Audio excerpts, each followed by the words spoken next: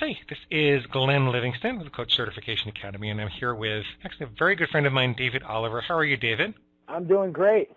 The reason that I asked David to join me today is because there are a lot of people coming into my coaching newsletter and some people that come into the academy, and they're actually trying to decide between being a coach or going to some multi-level marketing company or maybe doing both, particularly the people who are involved in some type of wellness coaching. They're interested in MLM, but there are also other people that are just kind of interested in the financial side of MLM.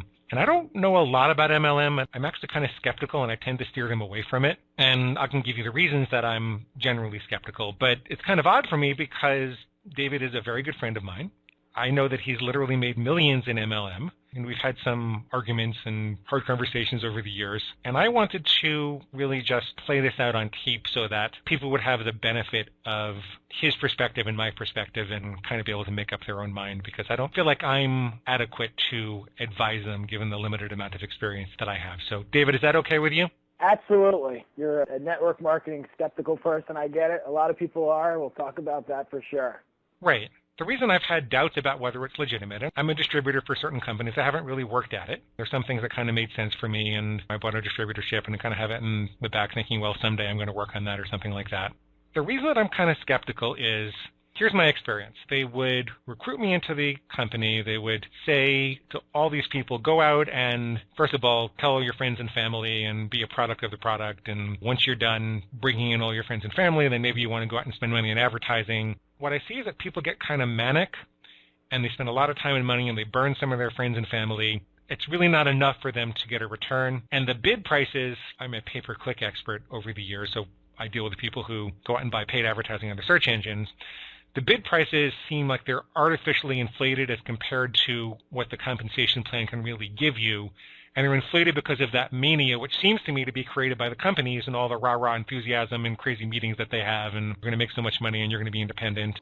It's a very rare person that I see that actually develops that income. That's my skepticism in a nutshell, and I'm wondering, can you address that? Is there part of it that's real? What part of it isn't real? How would you answer that?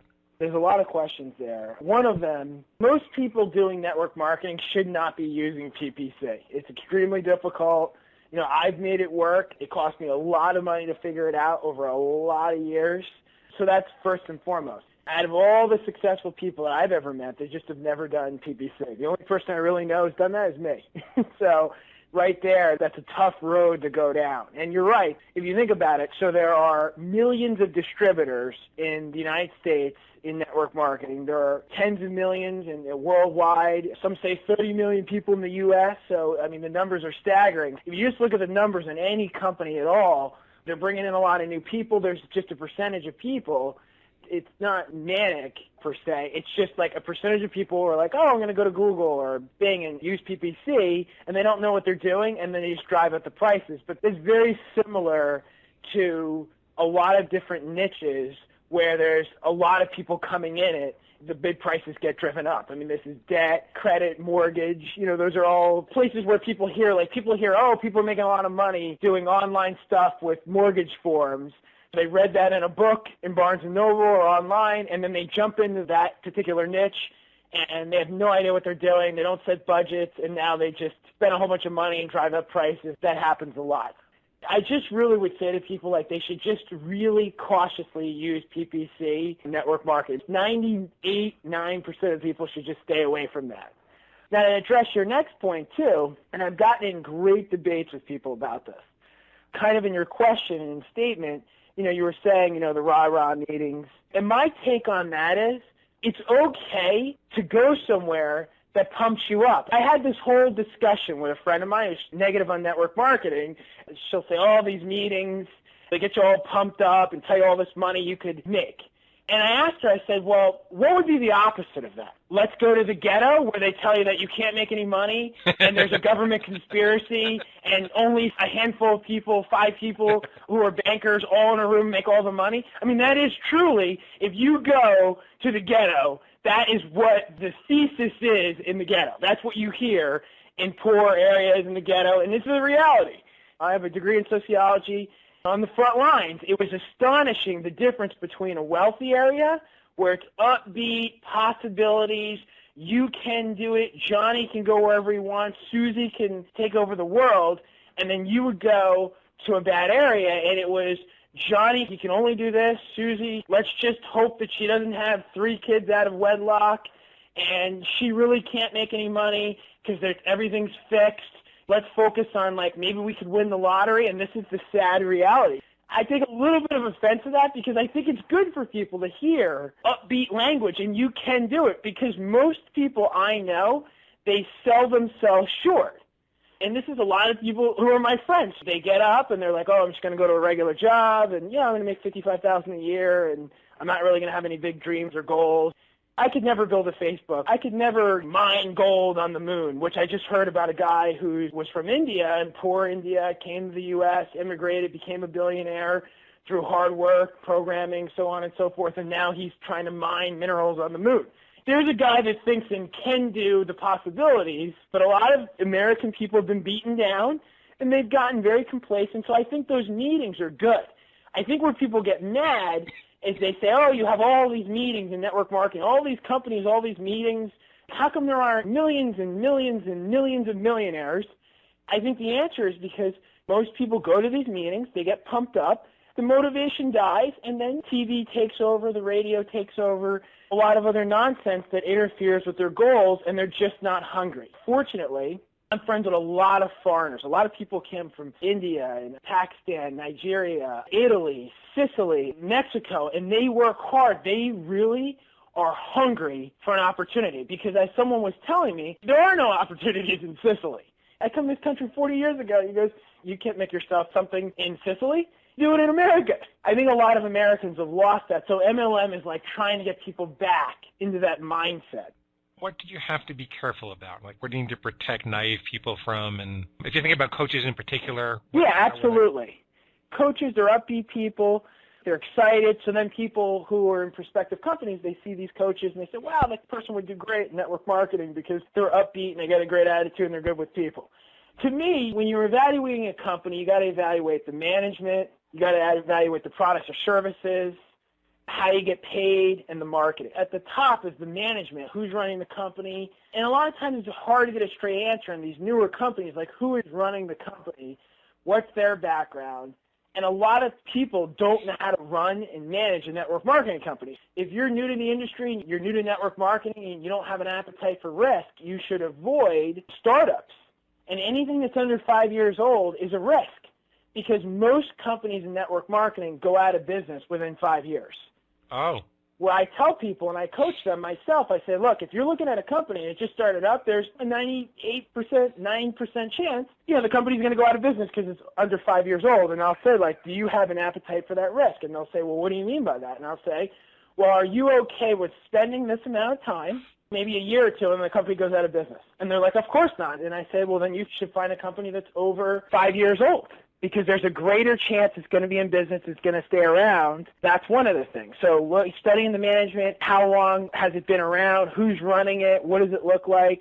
And if it's under 5 years, if you don't have an appetite for risk, I would just stay away from it. Because the company that's under 5 years old generally is going to have more growing pains, less marketing.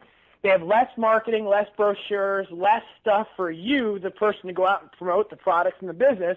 That means that somebody has to do it. That might be you, or you've got to wait for somebody to do it. And if you got to do it, you've got to spend money to do it. That's what I had to do when I first got. So I got in a company that was very young and new, and I had to spend a lot of money making a lot of stuff because it wasn't done. There were a lot of road bumps and bruises, but again, when I started, I was very young. So I could blow up my life several times over, and I still would have been 30 years old. I was okay with that. Even when I got right out of college, I was living at home, so who cares? Going to this network marketing company doesn't work out. I don't really have any bills. So then the next thing is the products and services. Look at the products and services. If it's a health product, if it's something that's consumable, much greater chance that the company will stay in business. I look at data. I'm a data guy. If you look over 60, 70 years, what companies have been around? It's vitamins, soaps, powders, lotions, personal care products, household products. That's what stayed. What's gone out of business, even after 5 years, is our services, like technical things, like technology. They sell telecommunications, went over $1 billion. That is not a personal care product or a nutritional company was phone service. That went out of business. A company called FutureWeb. I mean, you could go on and on of all the technical, IT-related, technology-based network marketing companies that never made it. There's only like maybe 3 or 4 that are not in that personal care, nutrition, household product arena that are still in business. So that's interesting. The 2 biggest ways that people get burned don't have anything to do with the company being a scam. It has more to do with them being new and choosing the wrong type of product to build on. Absolutely. That's absolutely the situation. And people get excited. You know, like there's a lot of energy network marketing companies now. Tons of them. Most of them are under 5 years old. They're getting started. They have terrible customer service. They're run by fools. They're run horribly. You try to sign up. It's a nightmare. And I asked the question, are these companies going to be around? Probably not. They're not what I just said. They're energy network marketing companies. They have terrible service. They're run by people who don't understand network marketing. So there's a lot of risk there. But, you know, maybe there is one big one. Maybe that one will go to $4 billion, $5 billion, $10 billion, maybe, but it's not likely. Are there companies that are actually consciously and purposely trying to scam people? Do you run into that? Like, do I know of companies that are intentionally trying to scam people? No. Do I know companies that have no idea what they're doing, and a byproduct of having no idea what you're doing is you do hurt people financially? Yes. There are pyramid schemes, Ponzi schemes, and most of the pyramid and Ponzi schemes that I've known are actually related to church. They have nothing to do with network marketing. The overwhelming majority of Ponzi schemes and pyramid schemes that I've seen in my lifetime and heard about have all had their start in a church. That's interesting. Why? And they're selling investments. Oh, interesting.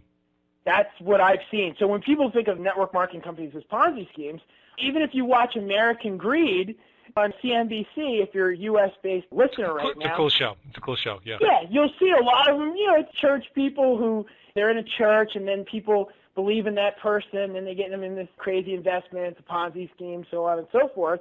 But there have been some network marketing companies that have been declared Ponzi schemes, no question about it. But there's bad companies in every industry. So if you want to go into network marketing, you should look for a consumables company that's been around for at least 5 years. And you talked about having people who know what they're doing. How could a novice decipher whether the management knew what they were doing? That's tough. You look at people's backgrounds and you look, well, where did they come from? What did they do before? So if they're 25 years old, running a company, 30 years old, and they really had no corporate experience, that's a little bit of a risk. If they're starting a company, they've been in the industry for 20 or 30 years based on what the bio is saying, and then they had real traditional jobs in big global companies, that really helps. So let's say, you know, you're looking at health, wealth, network marketing company. There's 2 owners, there's 3 owners, and you look at them all, and they have some solid backgrounds. They claim to be in network marketing for 25 years, and they, you know, one worked for Coca-Cola and the vice president of South American sales, and you start looking at that. It looks like a solid person. But then if you see somebody and it's like Sally Joe, no real background, she's number 1 earner in an unknown company in an unknown era, and that's it, and she's just amazing, that's not a real strong foundation to run a global network marketing company, which presumably you want to be in a company that wants to go global. How did you get into this in the first place? Well, when I was going to college, I had a landscaping business. I was starting to see a sign that said, lose 30 pounds in 30 days, diet magic, and I was seeing the sign everywhere. I was saying to myself, man, that sign guy really gets around. It's weird. Why are they posting these signs for, like, weight loss products? And then I noticed when I went for college to look at colleges, there was a sign up in Connecticut and in Boston. It was like, wow, there's a different number. And I was like, what is that? So I thought to myself, I'm going to call that number when I get back. So I called the number, and I found out, long story short, it was a network marketing company. I didn't know what network marketing was. When I got to college, I started researching network marketing, and I decided to really delve into the industry, analyze it. This is at Yale, right? Yep. You're very modest about that. You never mentioned that, but I thought people should know. Yeah, so I really analyzed it. My professor is very skeptical of the industry. I did several papers on it, just to analyze what made companies legitimate, grow, implode. Was it a legitimate industry? What were Ponzi schemes, pyramid schemes? what regulators didn't like, so on and so forth, over 2 years. So I was writing that over about 2 years. While you were doing that analysis, were you in these companies, or you were? No. Okay. Nope. So you're kind of an objective outsider. Yep, objective outsider. And then I got out of school and I decided, like, hey, I'm going to actually get into this. You know, it was really tough for the first year. I made no money at all. I probably had no money at all. I spent more than I made for the first year and a half. It was tough. And then I started testing different things, and then it just took off from there, and I wound up doing really, really well. And then adding on other businesses in addition to network marketing. I like network marketing, so I met the best of the best. I was able, because I was at a good school, pick up the phone, call a company and say, hey, I need your top distributors, and write a whole bunch of stuff on your company. And, you know, they put me on the phone with top distributors, and I would hear about kind of the strategies they used, how they did it. The real smart ones made millions in networking, and then they opened up other businesses. Like there was a guy, I mean, he was making up to $5 million a year, and then he opened a whole bunch of storage facilities. He just multiplied his wealth significantly. But the good thing is when you build a base in network marketing, it's done right, and you got residual income, and they're on consumables, that type of thing. Then you can get into other stuff, so you can take like your network marketing income, put a certain percentage in the savings, a certain percentage in the charity, a certain percentage in the new investment in new businesses and new concepts. It's just a great thing, and you don't have all of office, you don't have employees, all that rigmarole that drags people down. I think when you came to me and you were saying, oh, I've got all these coaches asking me about network marketing, and like you didn't really know why, it's because a lot of people, the coaches are upbeat. The other thing is they make good people generally in this type of industry. But for coaches, they're trading time for dollars, which is totally fine. I have a business that I trade time for dollars, so I do consulting. If I'm not doing anything, I'm not getting paid. I think that's completely fine. But then network marketing is a great thing to add on when you're getting paid like that, because then you're making money like residually when you're not having to work. So I think that's why fitness trainers, life coaches, or say 30 million people are in the industry, because I think they all want the same thing. Stop only trading time for dollars, even if it is very, very high dollars per hour, right? Right, exactly. You need to have those other options. But what is it that differentiates the smart ones? Or maybe you could say, you said that first year and a half or so was painful, you weren't making any money, you were losing money. What did you learn that you were able to actually start making money? What distinguishes people who do from people who don't? The people who do, they have a system. So they have some mechanism to expose the products, services, and or the distributorship to a large number of people. So that was the big thing that I didn't understand, and I didn't really pick up when I was writing all these papers of like the actual numbers. When I came out of school, I was talking to a few number of people. I was going to the mall. It's just stupid stuff, putting signs up. But I wasn't doing it on a mass scale. Like, I'll give you an example. So I'm putting up signs, right, and getting some calls. But then I found out that the person that I had talked to about the signs had put out like 20,000 signs. I'd put out 30. So can you imagine 20,000 versus 30? Like, who's going to get a better result? You were off by several orders of magnitude. Yeah, exactly. And I'll never forget this, too. I interviewed somebody, I won't use his name, but a great guy, daughter, as well as in the industry, and they were making up to $1 million a month in the 80s in network marketing. And they were doing it, they were doing home parties with a VCR tape in the 80s. And then I did more research. Like, this is after I graduated, I found out they gave out 25,000 tapes in their area, you know. I didn't understand that, and once I understood that you got to do big volume, go through a lot of people, get a lot of people on the product, sift through the numbers. Once they train you in the industry, but where they don't train you, where the industry falls short, they do kind of misrepresent the numbers. It's a big numbers game. I think the industry doesn't want to scare people and say, oh, you can talk to thousands of people. If you want to make millions, you have to talk to thousands. Yeah, that's really the deal. This is where it falls down for me, because how is it possible for Joan Q, life coach, to talk to 20,000 people? I don't understand how they could do that. The reality is Joan is probably not going to do that, but does Joan really want to make $1.5 million a year? Okay. So she'll say yes, probably, but then she doesn't want to talk to 20,000 people. So can Joan make $5,000 a month by talking to several hundred? I see. Yeah, and that's what happens. So now you look at Joan. She's got a center of influence. She does it for 2 years. She consistently talks to 2-3 people a day for several years. No big deal. And when I'm talking, this isn't, a 40-minute presentation. It's like, hey, I'm in Acme company. They got a great product that helps you lose weight, gives you energy. Would you want to try it? That's the definition of talking. Or, hey, you know what? You want to make extra money. I got a way to make extra money. You want to sit and look at it. It's in network marketing. Okay.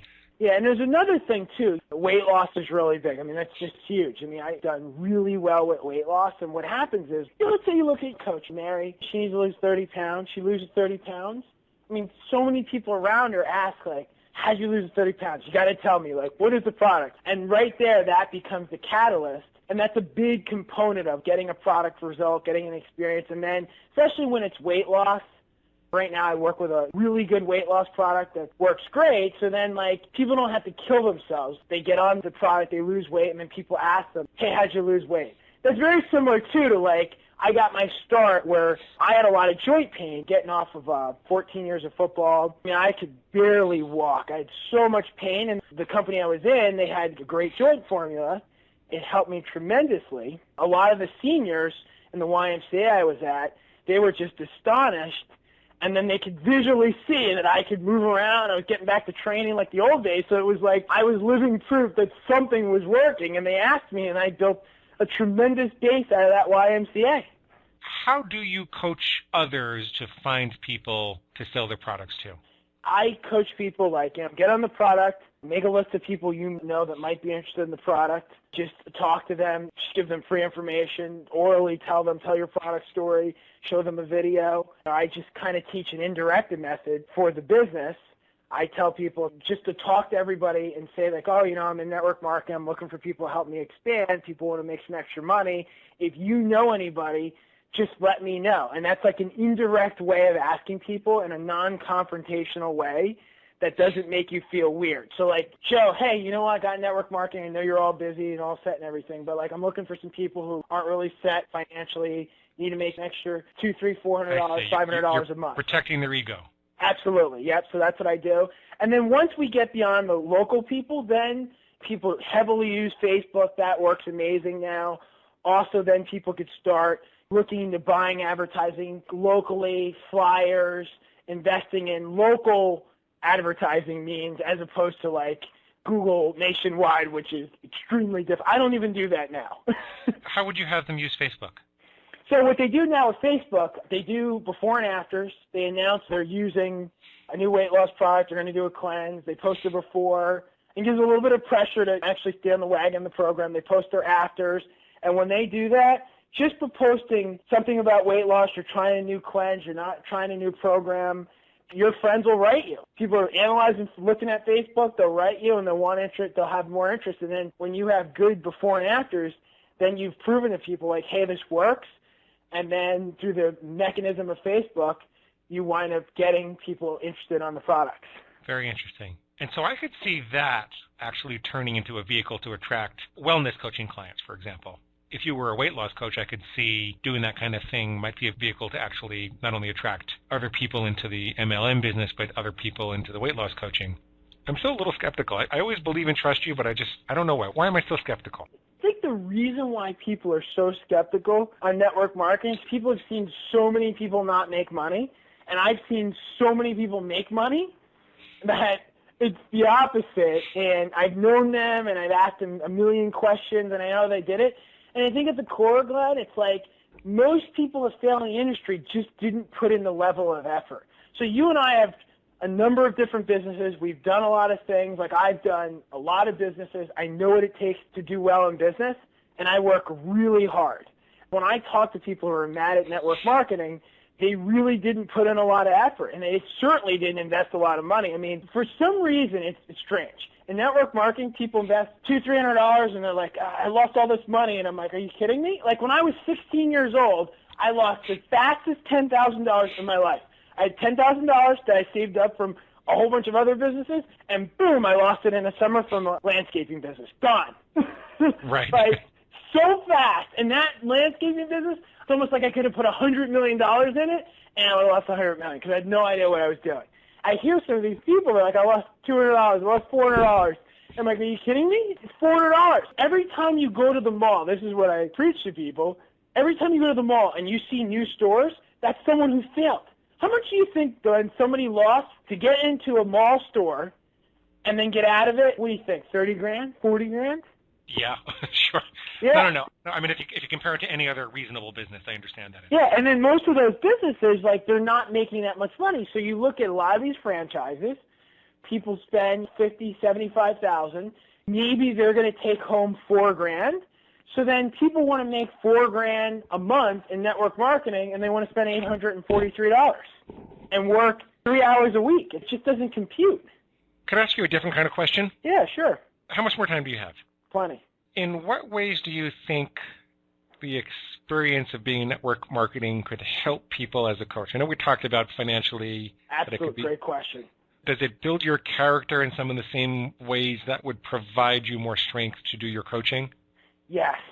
I think network marketing, it gives you such skills of dealing with all kinds of people, doing presentations, talking to people, selling yourself, selling others, inspiring people, being inspired, because coaches have to inspire and they have to be inspiring. You really learn a lot. I mean, I think it's great. It reminds me of, I met a guy and he said, he's like, everybody should be forced to be in the Boy Scouts and the Girl Scouts.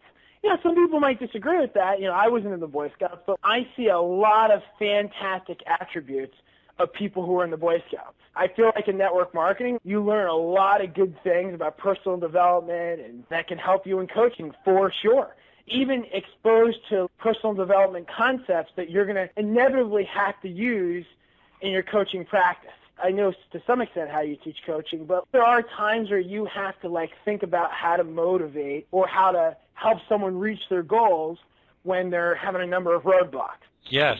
I mean, what's kind of interesting, for those people who don't know, David and I talk all the time, and maybe you guys think of me at another level, and I suppose I am at another level than most of the people listening, but I'm one of those people that needs motivating. I regularly kind of get stuck, and it seems like there's an impossible problem ahead of me, and David has been someone who's motivated me through that. And to some respect, my abilities to motivate others come from some of the experiences that I've had with David like that. So we all come across those roadblocks, and we all have to do that. I understand exactly what you're saying. I think that that's important. For sure. And it helps you become better at sales. And I got news for people. I literally got news for people. If you hate sales, I hate to say it, I know people are going to get all annoyed when they hear this, it's tough because you got to sell yourself in everything now. Now, coaching, you got to sell yourself. It's not the guy with 16 gold chains with the greasy hair who's selling stocks. You're not that kind of salesperson, but you have to explain, hey, why should I go to you, the coach, versus John down the street? It was interesting. I was just at an Enterprise Rent-A-Car today, and they were saying how they have to be able to sell why to go to their enterprise versus the one that's 4 miles away, or the Hertz, or the Avis. Very big part of my program is helping my coaches understand that they've got to answer why the people in their niche should choose them as opposed to every other possible option, including doing nothing, or it's going to be difficult to have a practice. And we're known as a coaching program as the program to go to if you really want to learn how to differentiate yourself and answer that question. I think that having the sales training in a good network marketing company, from what I understand from you, I've never really had this, but from what I understand from you, the sales training you get in a good network marketing company is about the strongest there is.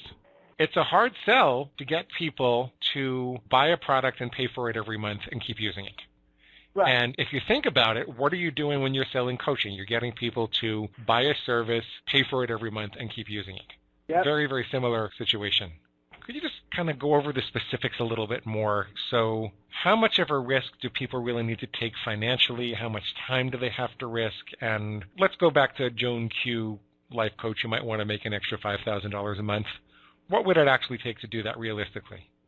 It depends on the compensation plan. So, they're all different. There's binaries, breakaways, matrices, unilevels. There's people listening that are in different programs and looking at programs or heard of programs.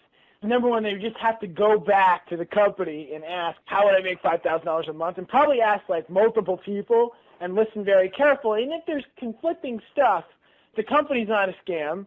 It's just that there's more than one way to skin a cat, and people are trying to estimate and model it out. For me, it's just a matter of being consistent, talking to X number of people about the products, getting on the products yourself.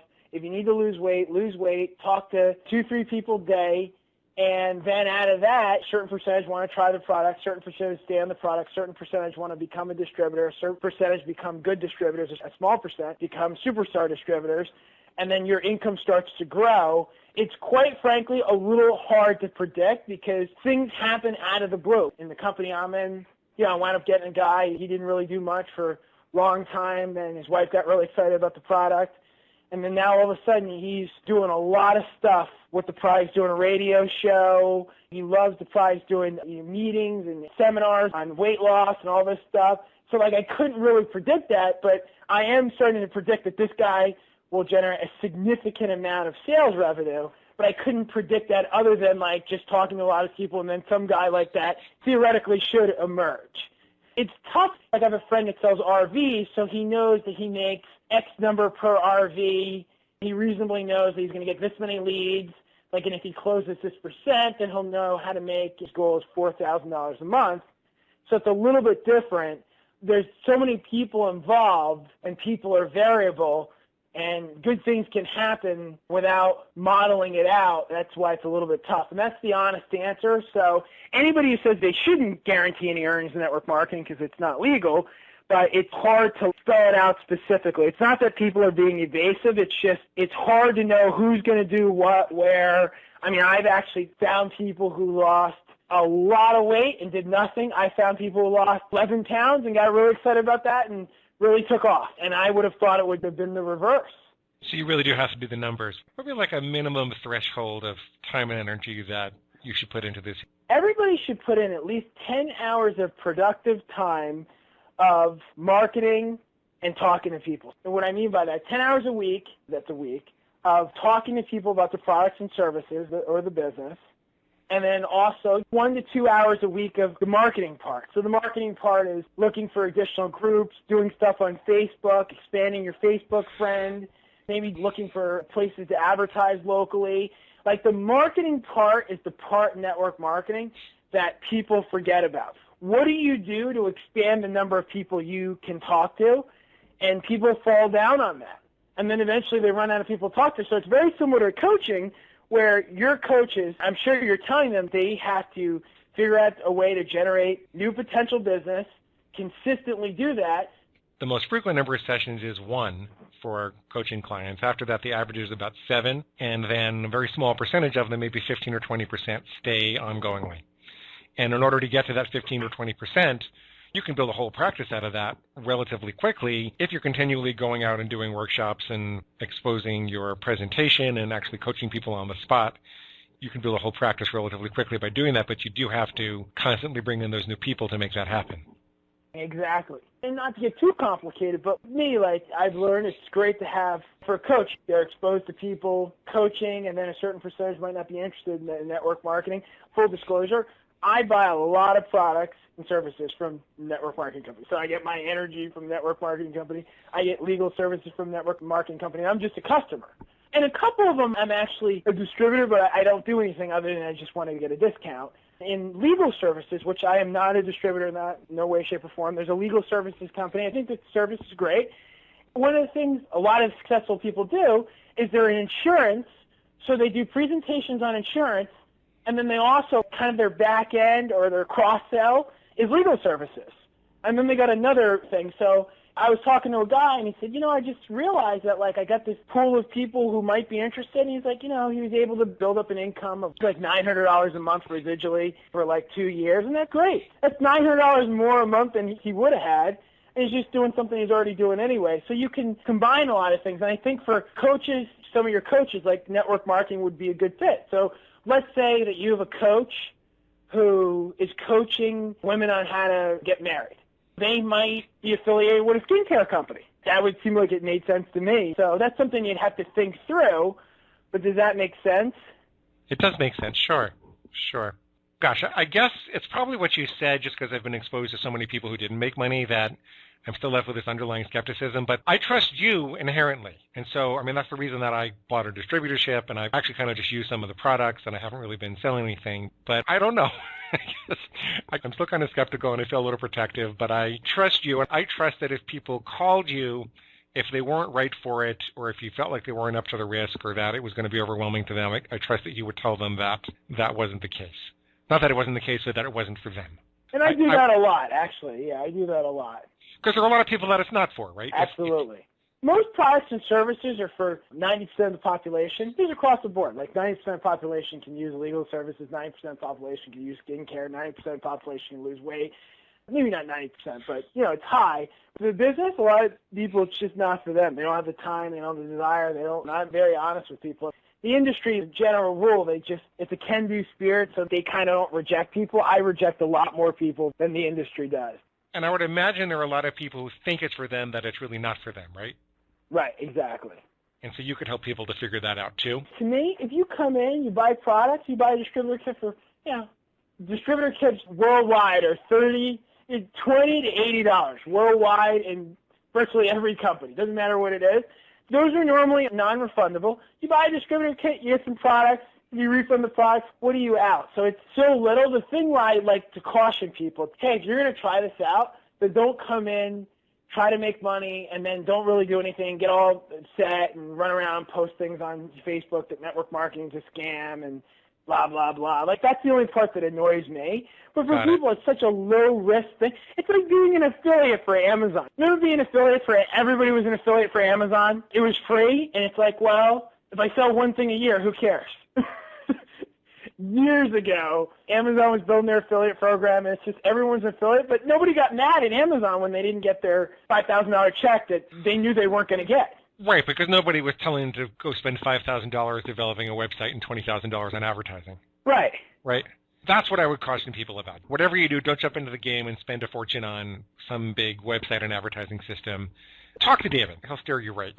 I talk to a lot of people at other companies. I have a lot of friends in other companies that ask for advice, and if anybody ever wants to talk or even an evaluation of company, I always do, because I have a business that helps hedge funds and private equity funds invest in network marketing companies. So, I'm good at evaluating companies, even from an investment standpoint or even time, energy, money. So I'd be more than happy to give my phone number out.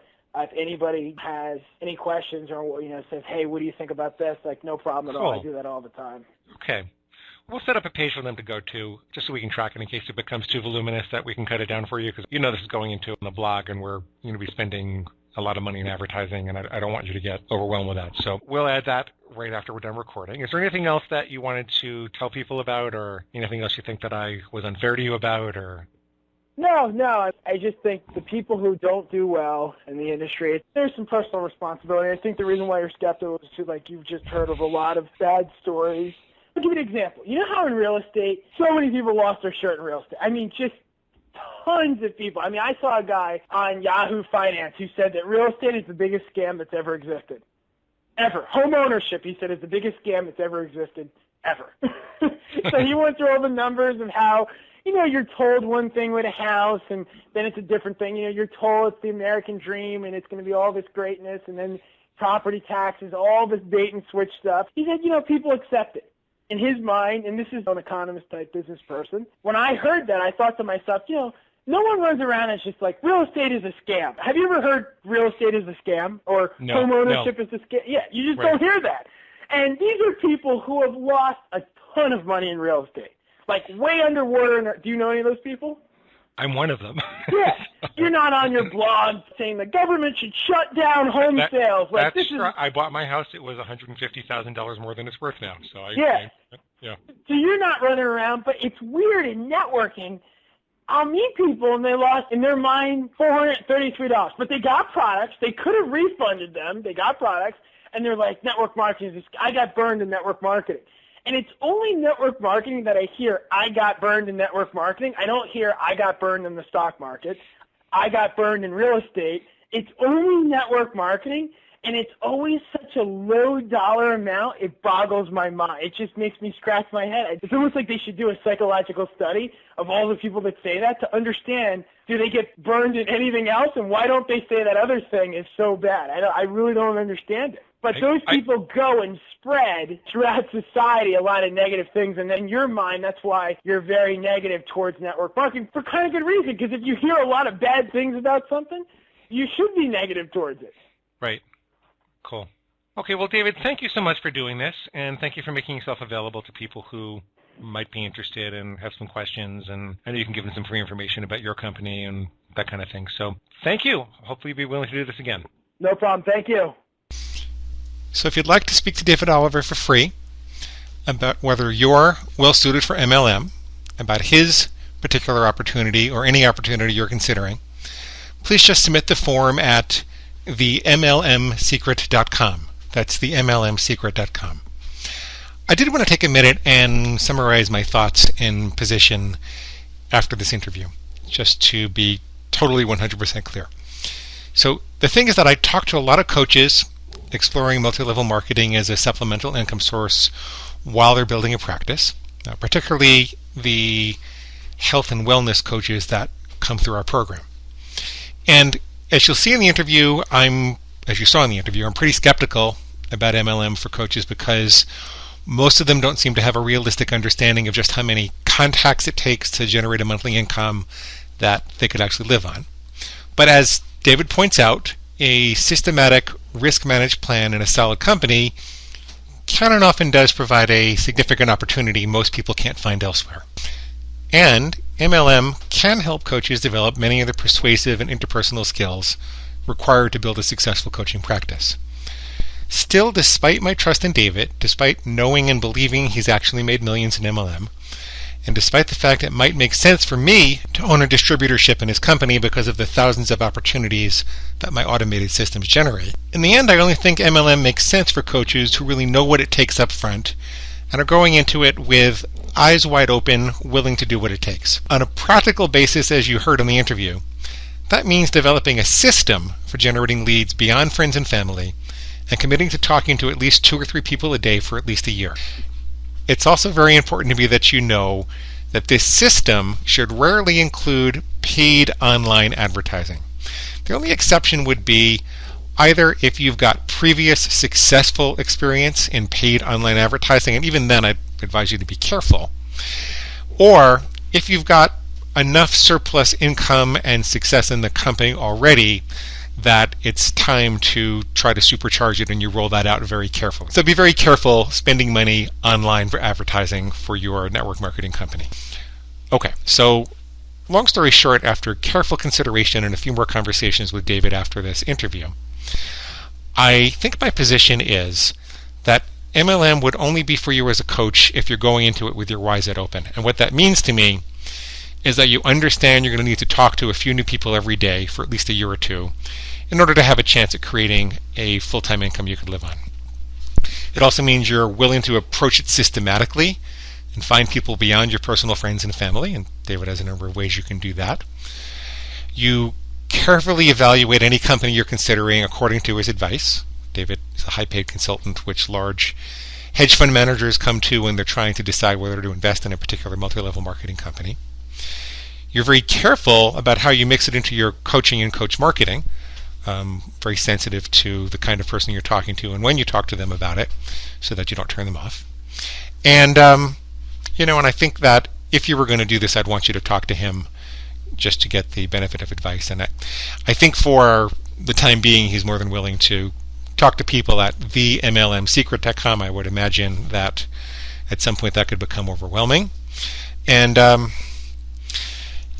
parting thought I will leave you with is that I really hesitated initially to do the interview because I've heard a lot of stories from people who lost a bunch of money, and I feel like it's my job to protect coaches. But when I stepped back and I thought about how many coaches are already doing it, already exploring MLM as a supplement and apparently doing it wrong, I wanted you to hear from an expert that I knew and trusted. And David Oliver really is a long-term friend. I talk to him almost every day, who was more than happy to allow me to voice my skepticism in the interview, and I think he addressed each of the points.